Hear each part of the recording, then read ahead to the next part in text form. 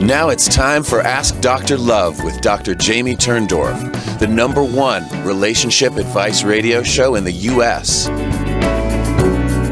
Hello, everybody, and welcome to Ask Dr. Love. It's my pleasure to be with you again this week.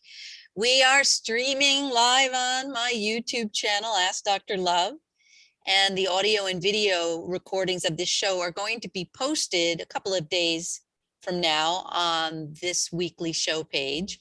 And again, the show broadcasts in 5 of the top 10 U.S. terrestrial radio markets, reaching 40 million listeners. And in addition to airing on WCKG in Chicago, WWWE in Atlanta, KDOW in San Francisco, WBNW in Boston, I want to say a special hello to my 2 new stations, KKNW in Seattle and KCAA in San Bernardino and LA. You can also grab the show recordings on all your favorite podcast apps, Spotify, iHeart, whatever floats your podcast boat. And remember to submit all your questions to me at askdrlove.com/questions. And I love hearing from you. I'll do my best to answer your questions on air. So without further ado, on to today's show. The dirty truth about how antidepressants increase the risk of acts of violence with my guest, Benjamin J. Bathen. So I want to tell you a little bit about Benjamin. He was a technical artist in the video game industry. He graduated from the School of the Art Institute of Chicago. He had a degree in 3D animation from there. He moved on to work as a technical artist at both the Disney Virtual Reality Studio and Harmonix Music Systems on the video game The Beatles Rock Band.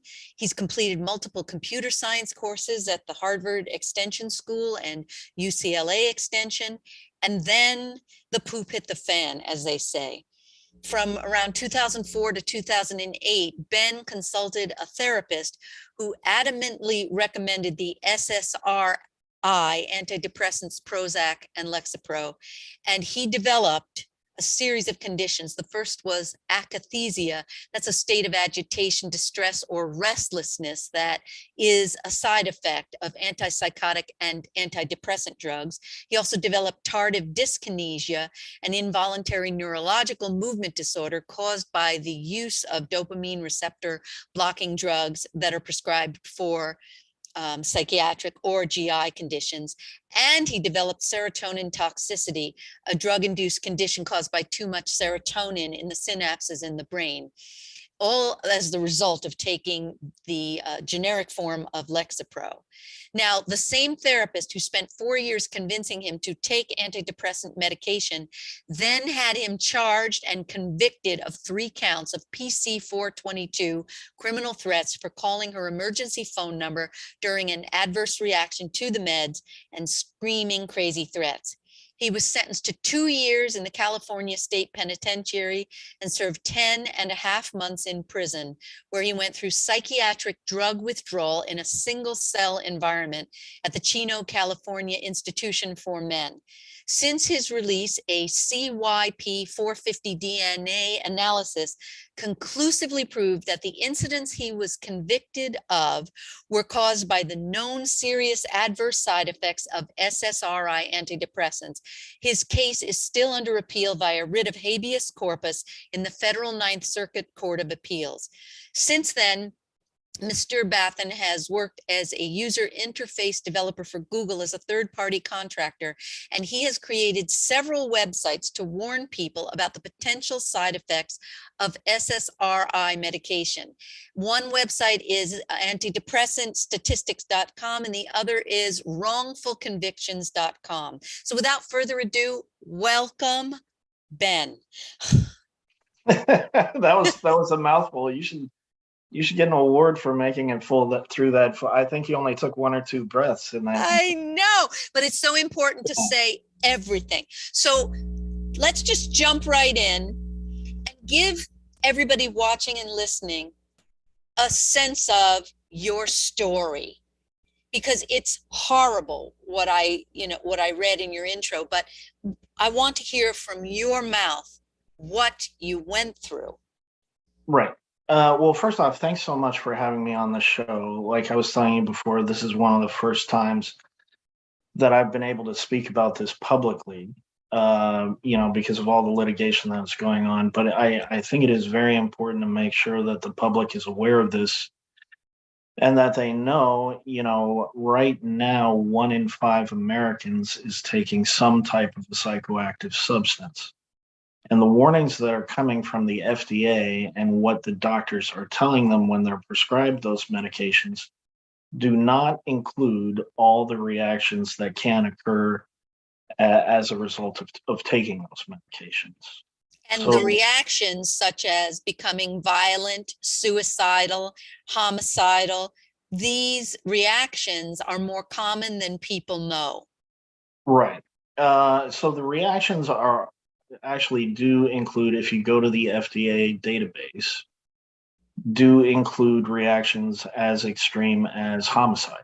That is a known reaction to some of these medications, which I think is stunning.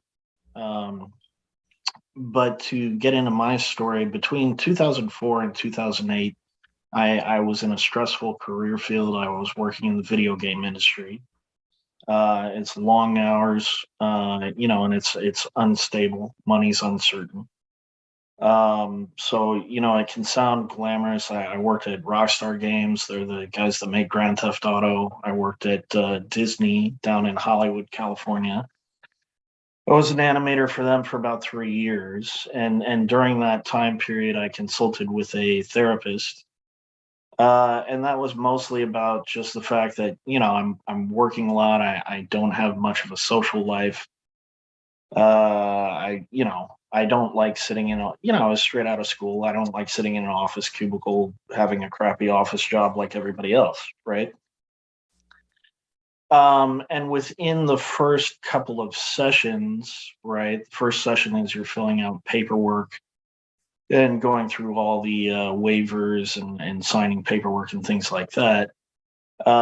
She immediately began to recommend what at the time was probably the most common treatment, which is Prozac. She being the therapist. The therapist, right? Which I later found out is completely outside of the scope of her practice. As a side D, she's not supposed to be discussing specific medications and dosages or what a patient should or should not be taking. And initially, I declined. That was because I grew up on military bases. There's a stigma, about it, and basically the military has all kinds of rules about antidepressants. That's changed recently, especially after Iraq and Afghanistan, but this would have been in 2004.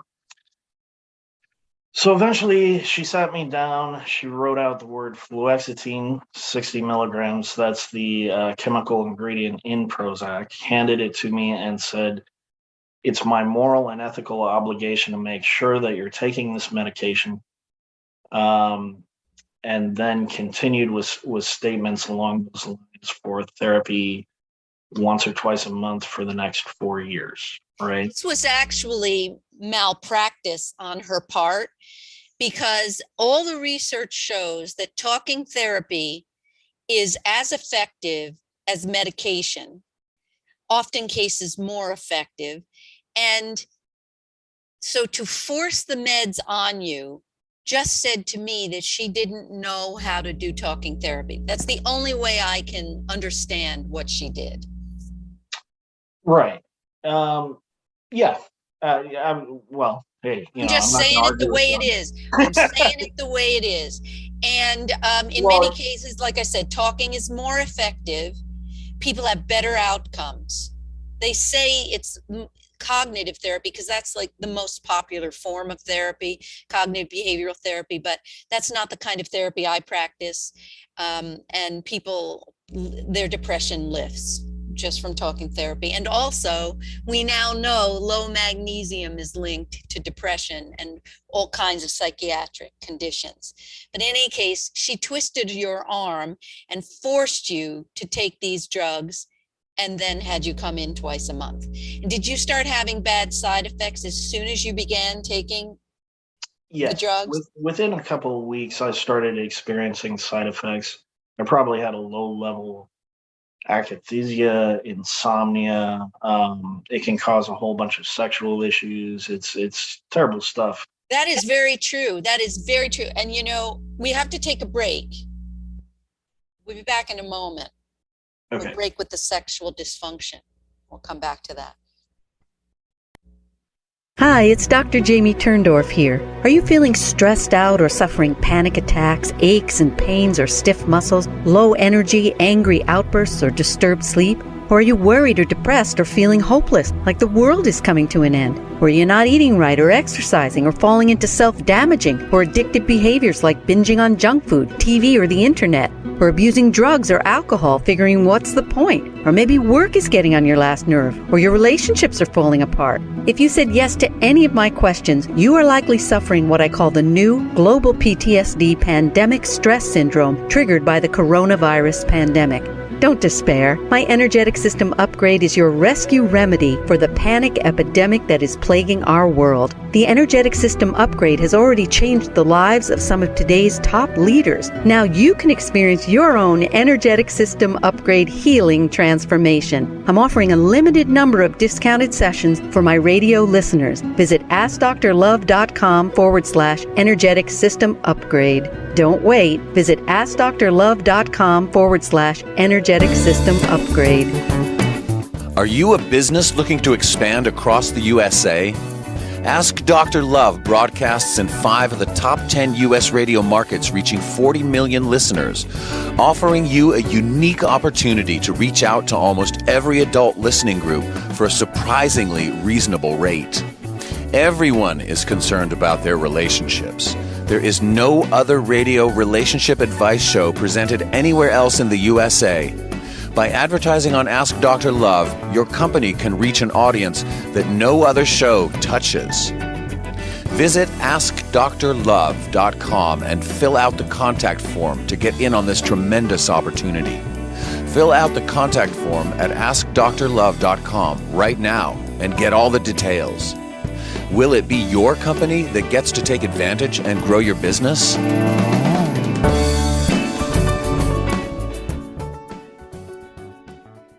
Welcome back to Ask Dr. Love. I'm Dr. Jamie Turndorf. We're talking with Benjamin L. Bathen about the dirty truth on how antidepressants increase the risks of acts of violence. Before we took the break, you made that mention in passing about how sexual dysfunction is a common side effect. And I've never told anybody this. I was in a train crash and I had a lot of pain.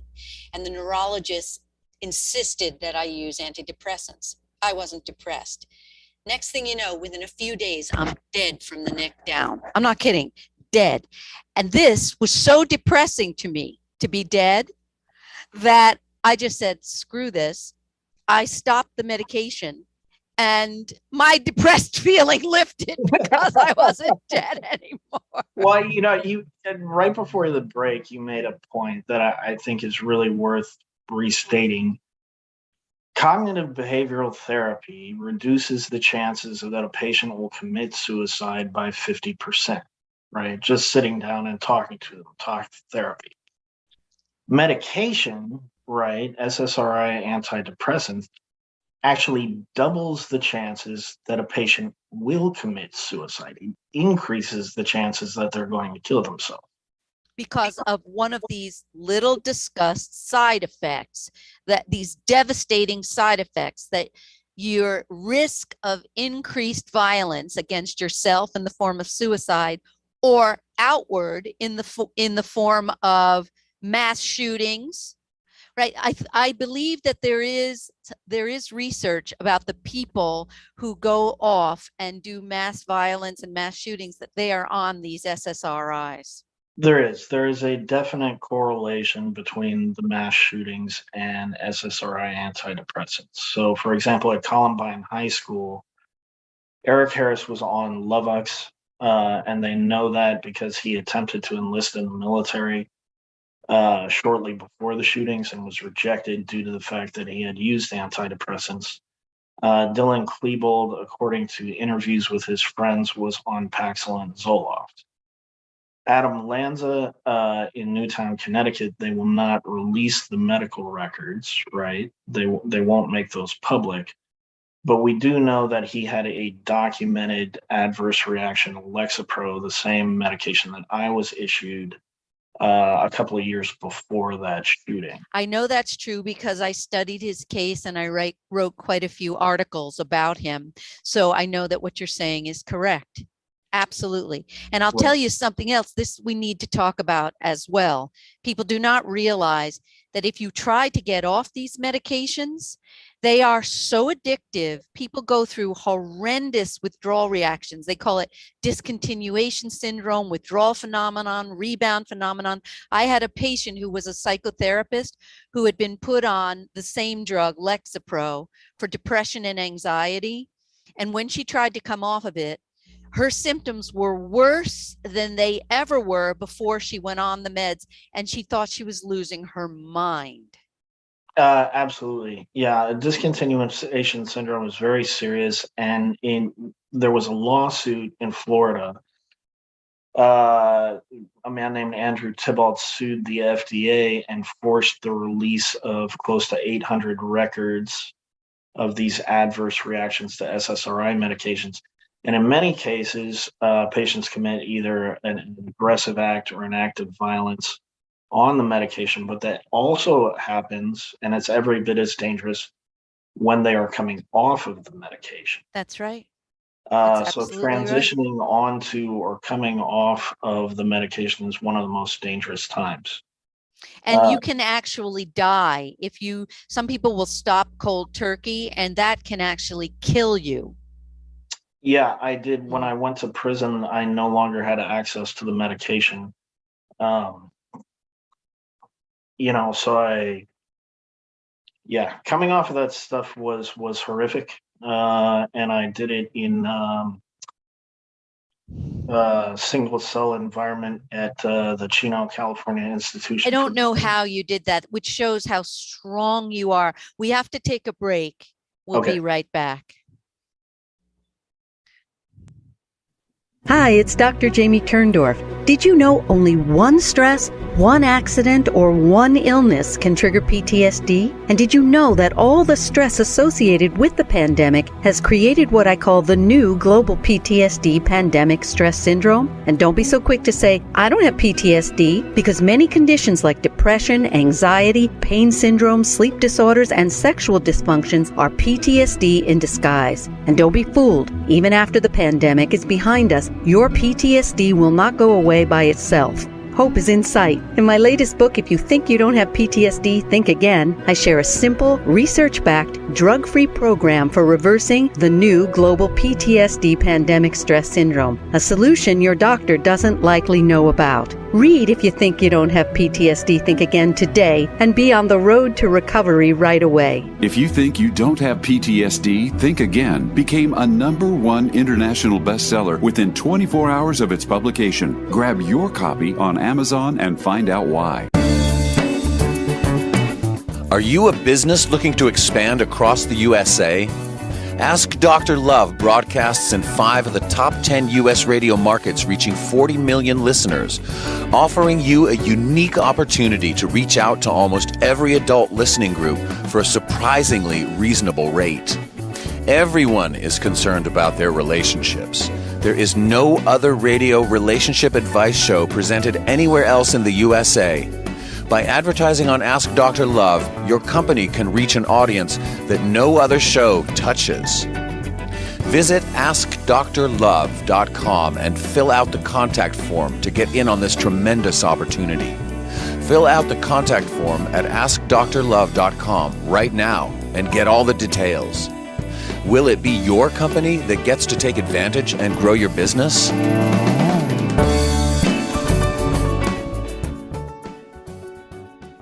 Welcome back to Ask Dr. Love. I'm Dr. Jamie Turndorf, talking with Benjamin L. Bathen about the dirty truth on how antidepressants increase the risk of acts of violence.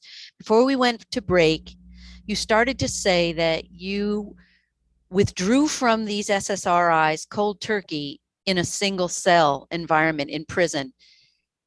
Why didn't they help you titrate off the meds? Why were you put through this horror?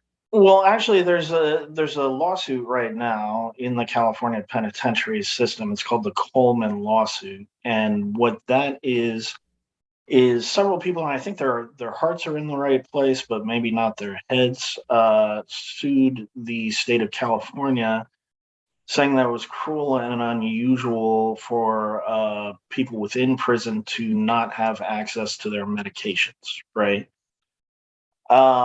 The results of that are mixed. One thing I think is extremely disturbing is medications of this type, so Prozac, Seroquel, Remeron.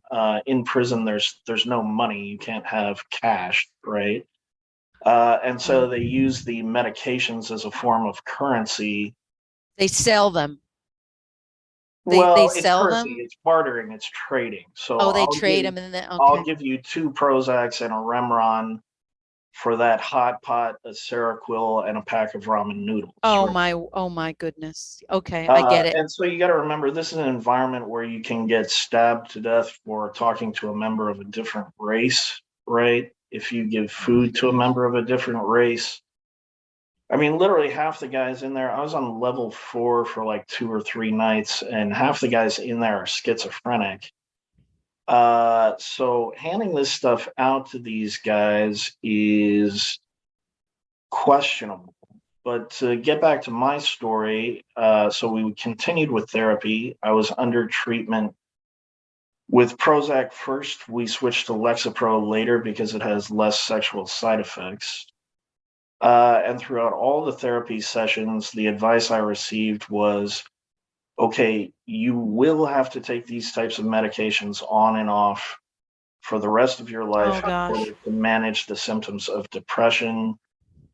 Oh, but couldn't you just stay on it a little bit longer? And I kept saying, I'm really not comfortable taking this stuff. Can we reduce the dosage? Oh, but couldn't you just take it until you get to Los Angeles? I can notice a major change in your voice. I remember specifically that when we transitioned from Prozac to Lexapro, she specifically said, we've finally found the right medication for you. I can notice a major change in your voice, right? But she wasn't listening to what you were saying about how you felt. Right. Yeah. And who cares what she hears in your voice? She was wiping out your emotional reality and your physical reality of the side effects you were having. Right. And there's an author, Dr. Peter Breggin. He's from Harvard up in... I know him. He was on the show recently. Yeah, he's brilliant. I love him. He's a wonderful man. But in his writings, he goes over a lot of the patients will come back to the therapy sessions. And you got to remember, this stuff is in the same class as amphetamines. It's speed. It's an upper, right? And so in the therapy sessions, they may report, hey, I feel great, right? Or I feel more energetic. But that doesn't necessarily match the reality of what's actually going on in their life, right? In your life, you were suffering horrendous symptoms. You were feeling incredibly anxious, which you hadn't felt before, like to this degree, right? Well, not to that degree. The symptom you had got worse. Yes. And the other thing I think that is key that I really want to bring to people's attention is each time that you transition off of the medication and then go back on the medication, each time that the medication is reintroduced, those symptoms become dramatically worse. So every time you go back on the medication, the side effects increase dramatically. And so when homicides or suicides occur on these medications, in many cases, it's the second time. That can happen years later, right? So like, for example, there was a female patient who contacted me who had been on Paxil for 6 years and claimed that she was fine. She transitioned it and was off of it for like 6 months. They put her back on Paxil at 10 milligrams, and she went completely psychotic and ended up getting involuntarily hospitalized. Right. I have a patient now whose son tried to get off these drugs just this last month, and he became completely psychotic. He's in a psych ward now. Yes. And a lot of times when that happens, the doctors are trying to help, but they've been trained throughout their entire education that the best form of help is medication, right? So, but because if you're talking to a psychiatrist, they don't even take one psychology course in their training. So they're trained to give drugs.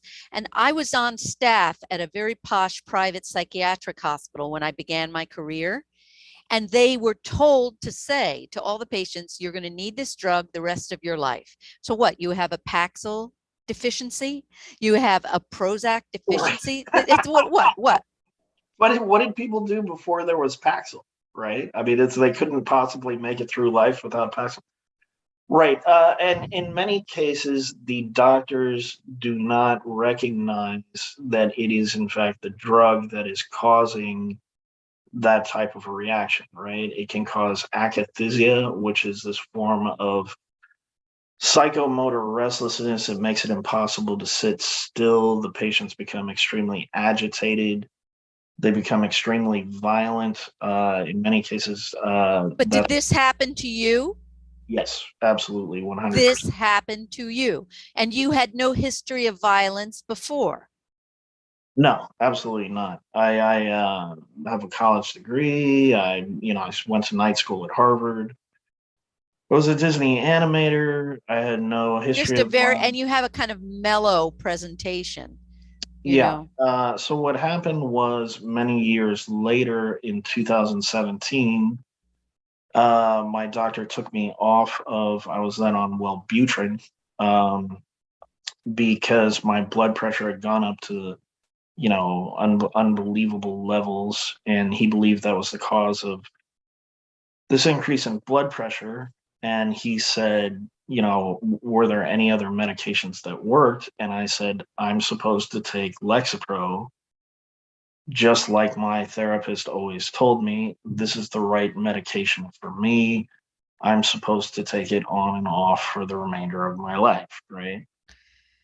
That was then the second time that I started on Lexapro when I developed akathisia. I was sitting in my office in Northern Virginia when my supervisors decided to schedule a meeting because they noticed that I was getting up from my seat every 3 to 5 minutes and pacing back and forth.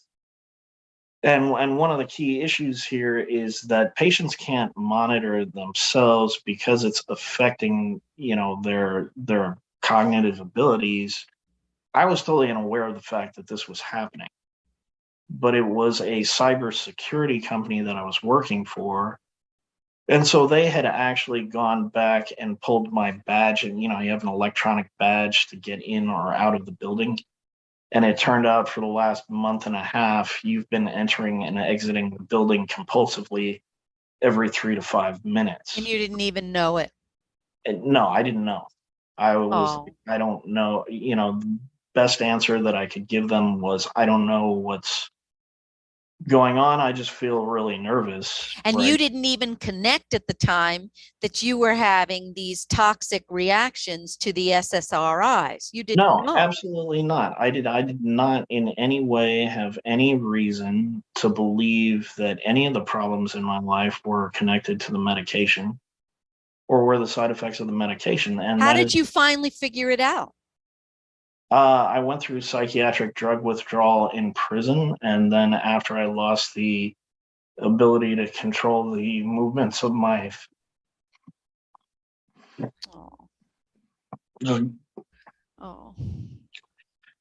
This is heartbreaking for you. You developed tardive dyskinesia and you couldn't control your body movements.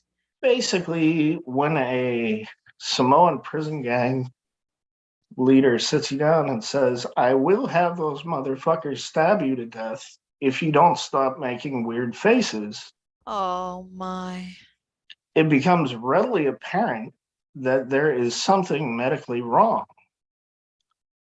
And that was, and now the tears that just welled up in you, Yeah. is it, what's the feeling? Is it sadness? Is that the memory of that is sadness? I don't think there's any way to describe it. It's like that was like a bizarre form of But chemical it's torture. so important to know when you cry what the feeling is behind the tears. This is why I'm asking you, because I want to understand what you're feeling when you cry. And maybe nobody's even asked you before, so you're not aware of what it is. The vast majority of the patients this happens to have absolutely no idea what happened. Do you understand that I'm asking you what you're feeling in this moment? Because, when you get depressed, it's so important to know what feeling you're having from moment to moment.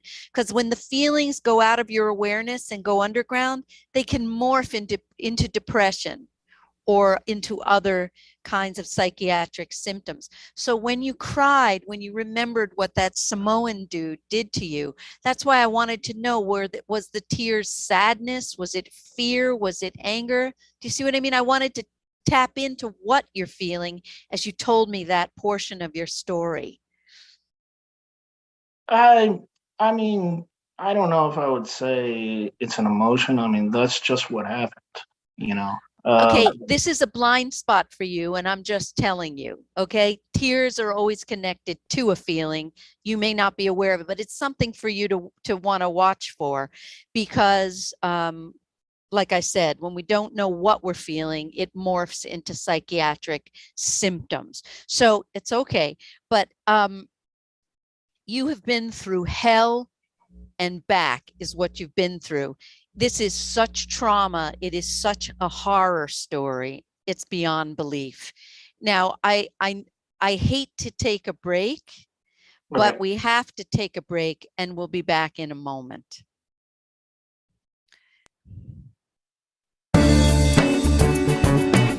Are you a business looking to expand across the USA? Ask Dr. Love broadcasts in 5 of the top 10 U.S. radio markets, reaching 40 million listeners, offering you a unique opportunity to reach out to almost every adult listening group for a surprisingly reasonable rate. Everyone is concerned about their relationships. There is no other radio relationship advice show presented anywhere else in the USA. By advertising on Ask Dr. Love, your company can reach an audience that no other show touches. Visit AskDrLove.com and fill out the contact form to get in on this tremendous opportunity. Fill out the contact form at AskDrLove.com right now and get all the details. Will it be your company that gets to take advantage and grow your business?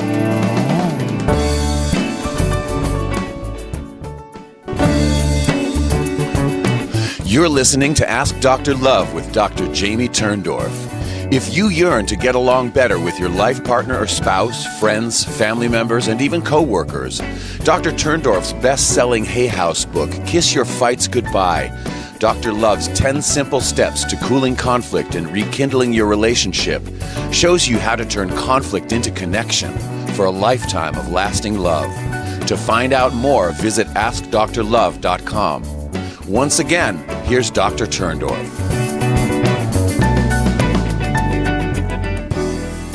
Welcome back to Ask Dr. Love. I'm Dr. Jamie Turndorf, talking with Benjamin L. Bathen about the little-known truth of how antidepressants increase the risk of acts of violence. So, Ben, did you get beaten up in jail, in prison? No, I did not. Thank goodness. I'm right. glad. They just threatened you, which is traumatizing enough. They threaten everybody, right? So prison is a whole different subject. We could get into that later. We need a whole other show for that. Just for what you went through in there. So, but just so you know, the entire California penitentiary system is broken down into racially segregated gangs, and that is enforced by the guards in the employ of the state of California. Oh my. right? So all that, it's incredibly racist. I have no idea how that's legal. And like the psychiatrist at the parole office when I got out asked me, were you in a gang? Everybody that's in the California State Penitentiary is in a gang, right? They break it down by race. You're segregated the day that you walk in. There was one guy who said no, and they held a big meeting and said, when this guy walks out of here, he needs to be leaking. And when the guards rolled him out, he was. Leaking, you mean as in bleeding? Yeah, they severely beat him.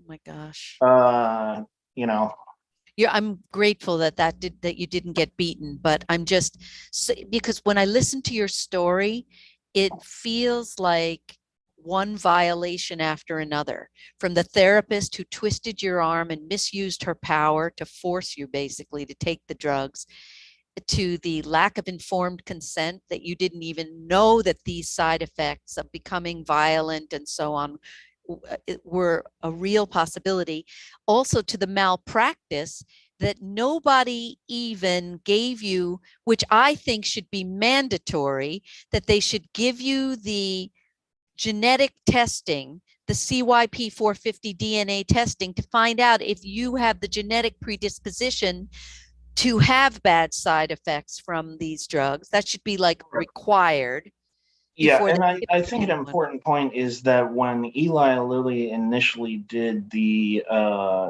controlled drug trials for this, they never tested it on people of different ethnicities, right? So, like, for example, my mother's family is Filipino. They can't drink alcohol. Her entire family doesn't, I mean, there's never any alcohol. And that's because they're allergic to it. I mean, if you give my mother half of a shot glass full of beer, she'll turn beet red and pass out within 5 minutes. That's And so, interesting. the CYP 450 testing is based on, do you have these liver enzymes That's that, right. It's the detox pathways in the liver. And so if you can't process alcohol, you're also going to have problems processing the SSRIs. It's the same right? pathway.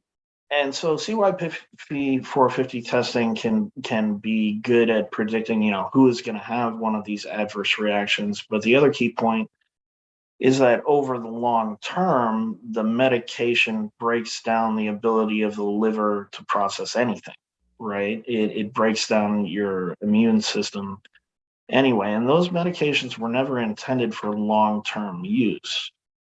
So some patients are going to have more severe reactions more quickly, and some patients will not. But eventually, over the long term, all patients are going to start to display these symptoms. And the Right? tardive dyskinesia is permanent forever. Yeah. The tics, and now you don't have facial tics now, but do you have body tics? Oh, yeah. Big time. No, and I do have facial tics. That still happens. So TD can become permanent. Luckily, in my case, it was mostly when I was coming off of the drugs, but it does still happen while I was working at Google. That still happens in conference meetings. Always when you And don't want it it. is without a doubt the weirdest thing on earth. The majority of TD patients end up secluding themselves because they just can't exist in society anymore. I mean, I maybe had like a level 1, but there's people out there who just are, it's like they're in a permanent state of convulsion. The That's other thing horrible. about tardive dyskinesia is when they did research on it, they went and they interviewed patients who had this. They said, do the involuntary facial contortions and the flailing your arms around, the involuntary limb movements bother you? The answer they got from the patients was, what involuntary facial? They That's the don't. same. You did not know you had that until the Samoan inmate told you you had it. Why I know I have it is because other people tell me, right? You don't feel it. I don't know when that's happening. If you were in front of the mirror when it was happening, you would see it. Possibly, but 95% of the patients who had this side effect, tardive dyskinesia, were completely unaware of their own involuntary movements, which are severe. I mean, it's not like a Terrible. mild blinking. I mean, these are people who simply cannot sit still. It's horrible. And I would imagine it interferes with sleep also, almost like a restless leg syndrome. By the time the doctors have done that to somebody, they really should just euthanize them and call it a day. You know, It's I mean, horrible, because Ben. it gets to the point where it's cruel. It's just flat out cruel, you know. Ben, I want you to read my book. If you think you don't have PTSD, think again. The reason I'm saying this is because I took all the NIH published research that the doctors are not up on. They're too busy, you know, doing their day-to-day practice. And in it, I have a chapter on depression, anxiety, and bipolar disorder. And the research shows that these kinds of conditions, as well as many other conditions, are linked to low magnesium. Most all of us are too low in magnesium. And the research also shows that the dosing of magnesium reverses these conditions.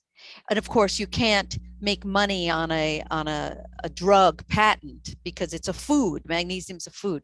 This is why I recommend it all over the place. I don't sell it. I'm not a distributor. I don't make commissions, but I recommend it to my audience, to my patients. And they have amazing results in reversing all kinds of psychiatric conditions, pain syndromes, high blood pressure, because magnesium is needed in over 1,040 enzymatic functions in the body. And the electromagnesium is what I recommend because you put it on the skin and it bypasses your digestion, your stomach, your liver. And it goes right into the bloodstream and starts reversing the symptoms. I've seen it with depression, with anxiety, instant shifts. And I would like you to also check it out. And I'll make sure, you know, on the website, I talk about how to get it. It's Electra with a K, magnesium.com.au. If you use Dr.Jamie as a code, they give you a discount because I send so many people that way. And I mean, this is like a mission for me. Use this nutrient before you start taking these dangerous drugs that don't reverse the underlying deficiency that is behind depression and anxiety. Right. So that's a very good point. And now that you've mentioned that, Eli Lilly is going to take out a patent on broccoli, right? Yeah, really, or on magnesium. And that's the whole thing. Reason why Big Pharma does try to block nutrients and block the information about it, because you can't make money on it in the same way as you do. And you know, before we go to break, I want to tell you that when I was on staff in the psychiatric hospital, I found out that the psychiatrists were getting kickbacks for prescribing these drugs. So it's not a disinterested thing that they tell you, oh, you need this for the rest of your life. Many of them own stock in the companies and they make money prescribing it. There's a lot going on here that people don't realize. That is a very good point. And I actually wrote down some facts that I wanted to go over. All right, hold the facts. We have to take a break. You Okay. can give me these facts when we come right back. See you in a minute. You're listening to Ask Dr. Love with Dr. Jamie Turndorf. If your heart is still hurting over the bodily loss of your loved one, the reason is simple. We're not meant to be separated from those we love, and reconnecting is the only way to end the grief. But reconnecting and staying connected requires guidance. As a gift to her listeners, Dr. Turndorf is offering a limited number of discounted grief relief sessions to help you reestablish your relationship and resolve any unfinished issues. If you're ready to experience the healing and joy of reconnecting, visit AskDrLove.com/grief relief to schedule your session. But don't wait, space is limited. Visit AskDrLove.com/grief relief to find out more. Are you a business looking to expand across the USA? Ask Dr. Love broadcasts in 5 of the top 10 U.S. radio markets, reaching 40 million listeners, offering you a unique opportunity to reach out to almost every adult listening group for a surprisingly reasonable rate. Everyone is concerned about their relationships. There is no other radio relationship advice show presented anywhere else in the USA. By advertising on Ask Dr. Love, your company can reach an audience that no other show touches. Visit AskDrLove.com and fill out the contact form to get in on this tremendous opportunity. Fill out the contact form at AskDrLove.com right now and get all the details. Will it be your company that gets to take advantage and grow your business?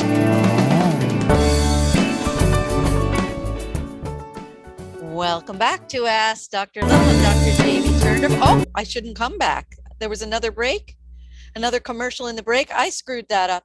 And don't you just love live radio? I'm talking with Benjamin L. Bathen, my guest, who's sharing with us the dirty truth on how antidepressants increase the risk of acts of violence. And Ben, you said you wanted to share some statistics.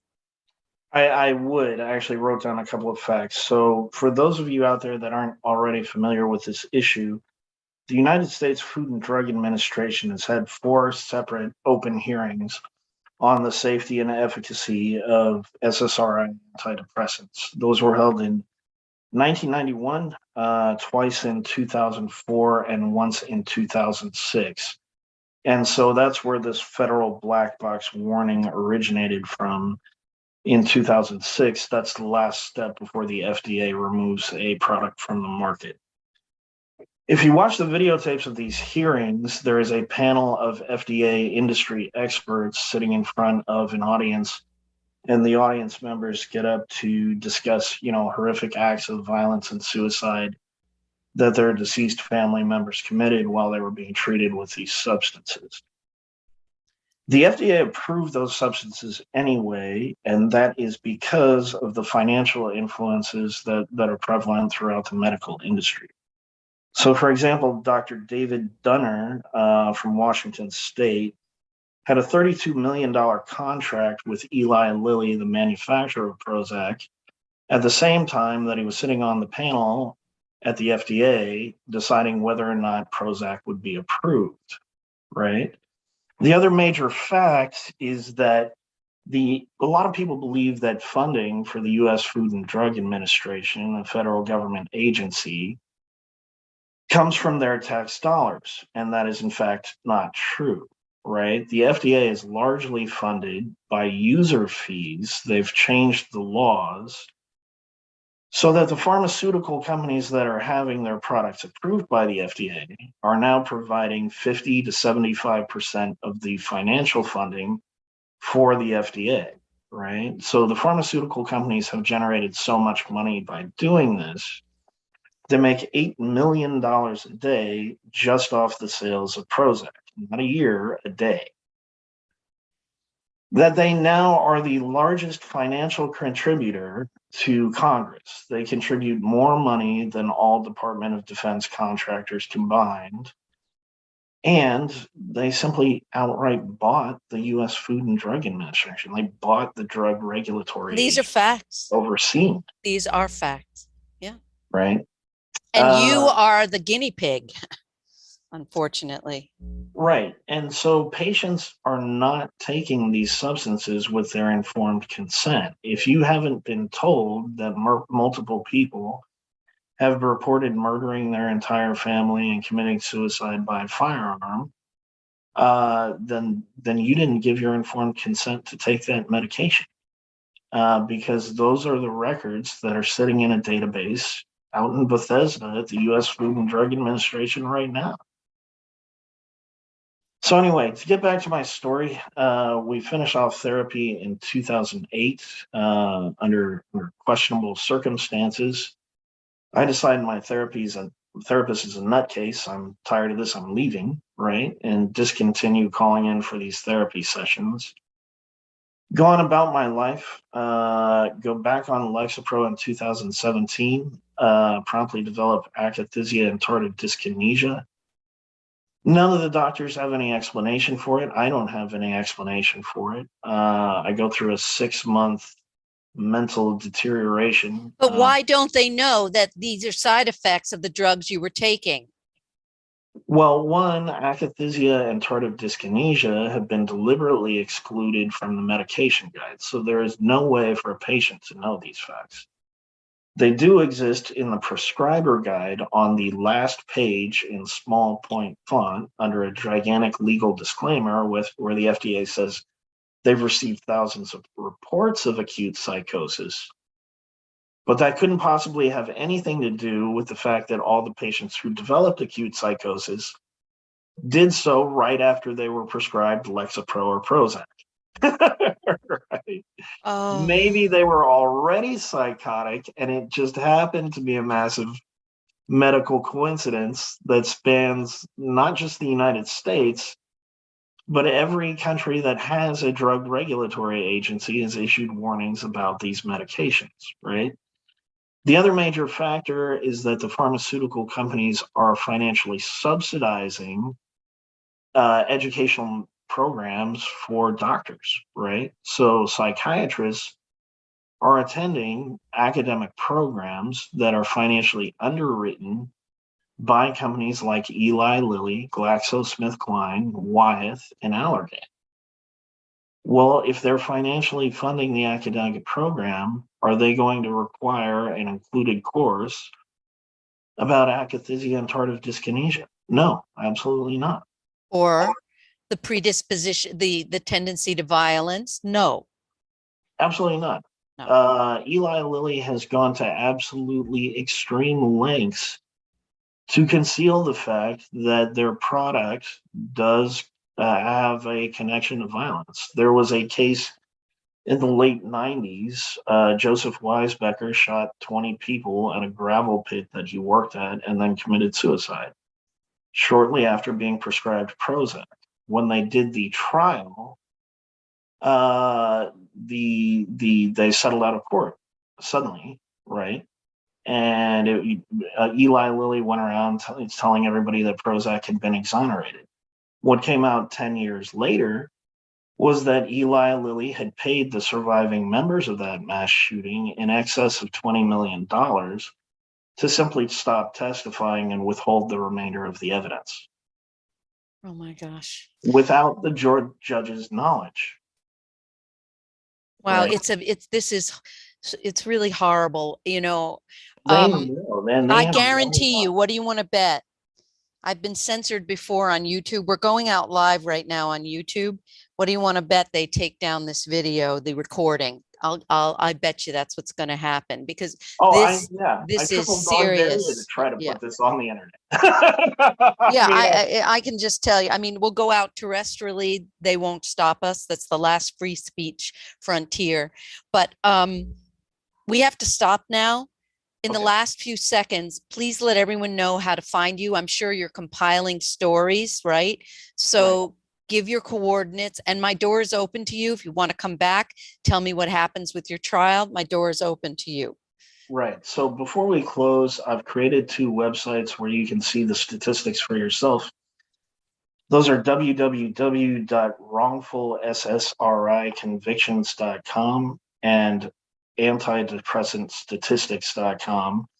Antidepressant statistics pulls those stats directly from the FAERS database of the U.S. Food and Drug Administration. And what I'd like you to do is contact the California Attorney General's office and ask the prosecutors there to tell the truth in federal court. They are legally required to. And this is important for your trial and for so many other people who have been caught in this very insidious, unlawful net. Right. And the key fact that I really have to put out there is the California Attorney General's office. I'm sorry that we have to end. I'm We have so to- sorry. okay. I am so sorry. There's so much important things to talk about. You'll come back. Okay. In the Thank meanwhile, you so much I'm for letting behind us you talk about it. 100%. I'll see you next time. And Jerry, nice to see you in the studio. See everyone next time on Ask Dr. Love. You've been listening to Ask Dr. Love with Dr. Jamie Turndorf. Sign up for Dr. Jamie's newsletter at askdrlove.com and receive her meditation audio that will guide you to open your heart and chill out during these stressful times.